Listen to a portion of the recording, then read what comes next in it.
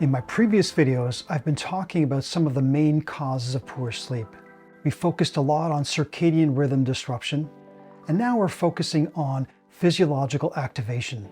Recall that physiological activation refers to our nervous systems being overactivated. This is the sympathetic branch of our autonomic nervous system. Think of a car engine revving too high, like your gas pedals being pushed down. Physiological activation can also be in part due to not enough parasympathetic nervous system activation. This is a different branch of our autonomic nervous system that calms us down. It's the rest, digest, anabolic system. Using the car analogy now, you can think of a brake pedal. It slows us down.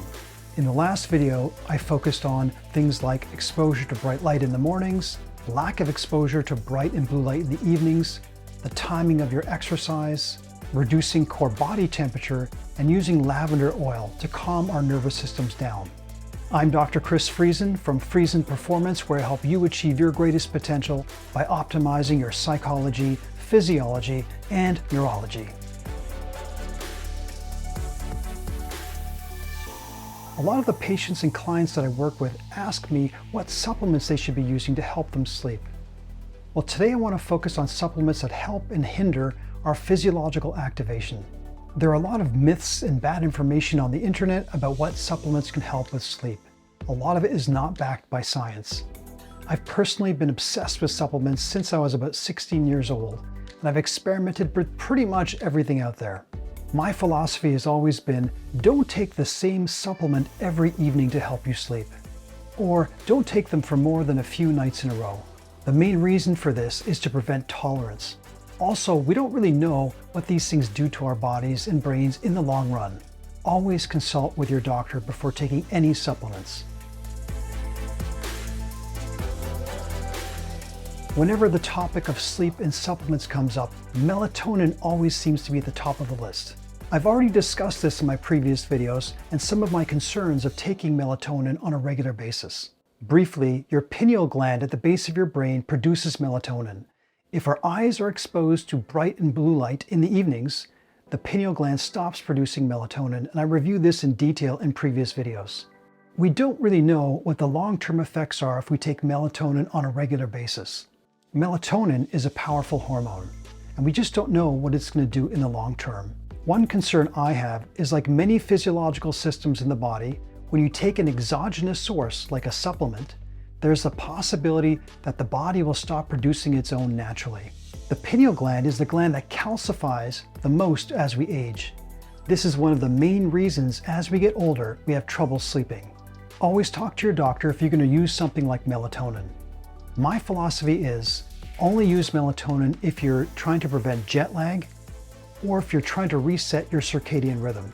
For example, in the past, occasionally on Sunday evenings, I'll take melatonin if I stay up late on Friday and Saturday nights, because I'm trying to reset my circadian rhythm to get in line with the week.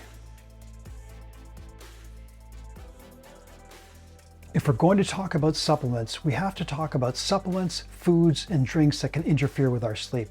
Some of these I've already covered. As most of us are already aware, caffeine consumption has a negative effect on our sleep. And we all know that coffee has a lot of caffeine, but there are a lot of other drinks out there that contain caffeine. This includes black and green tea. While they don't have quite as much caffeine as coffee, they still have quite a punch. I personally occasionally use yerba mate. It's got high levels of caffeine and a cousin of caffeine called theobromine.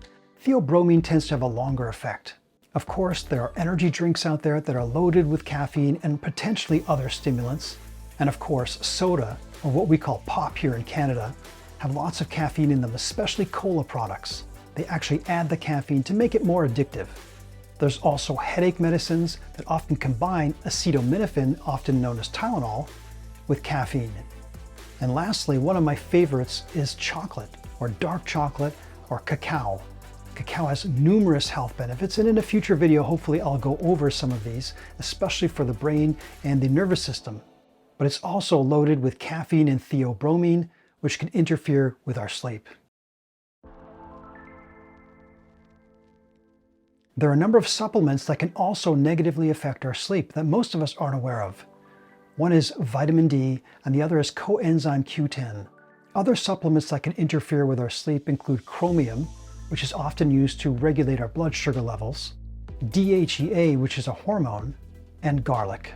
One of the main supplements that's been touted to help with sleep is magnesium. Magnesium is a mineral, and there is research to show that magnesium can help with sleep in those of us who are deficient. About 50% of North Americans are actually deficient in magnesium, and about 70 to 80% of senior citizens are deficient. Like other minerals, magnesium is lost in sweat, so athletes need to be careful about this. Similarly, people who use saunas as well. Magnesium has been found to have a mild sedative effect. Research has found that in the elderly, supplementation with magnesium improves deep sleep and reduces overnight cortisol levels. So this again suggests it's reducing physiological activation. Magnesium is found in a lot of foods. This includes green leafy vegetables, beans, legumes, nuts, seeds, egg yolks. So if you have a pretty good diet, chances are you don't need to supplement with magnesium. But if you are going to supplement with magnesium, be aware that there's multiple types on the market. These vary in terms of their bioavailability in the body and other things they might influence. When it comes to sleep, there are two types of magnesium that seem to be the best: magnesium glycinate and magnesium threonate. A lot of the other types have less bioavailability or they have laxative effects. So unless you don't mind wearing diapers to bed, I'd consider looking into glycinate or threonate. I've experimented with both magnesium glycinate and threonate. Personally, I haven't found any effect on my sleep. The next supplement that shows a lot of promise to reduce physiological activation and therefore improve sleep is glycine. Glycine is both an amino acid and neurotransmitter when it's in the body. Glycine is the primary amino acid in collagen. Collagen is important for our skin, hair, nails, and cartilage. The word glycine has its origin in Greek. It's glycus. Glycus means sweet. If you've ever supplemented with glycine, you'll know it tastes pretty much like sugar. You'll be happy to know that glycine has been shown in research to improve sleep quality and how quickly we fall asleep. It's also been shown to allow us to go into deeper sleep faster. Interestingly, researchers have found improved cognitive performance and less fatigue the days following glycine supplementation for sleep. They think this is likely due to improved sleep. In my experience, I've noticed a mild improvement with my sleep when I supplement with glycine. I find that I wake up less, and my Oura ring indicates that I also tend to move less. Another promising supplement to help reduce physiological activation and therefore improve our sleep is ashwagandha. Ashwagandha is an Ayurvedic herb. It's thought to help the body deal with stress. The word ashwagandha is actually from Sanskrit. Ashwa means horse and gandha means smell. But I think a better name would be horse's, because when I started supplementing with this, I would get the raw powder. I'd mix it with water and drink it. And man, does it taste like a horse's. So if you're going to try this supplement, I highly recommend you take the pill form. Studies have found that supplemental ashwagandha reduces stress and reduces the stress hormone cortisol.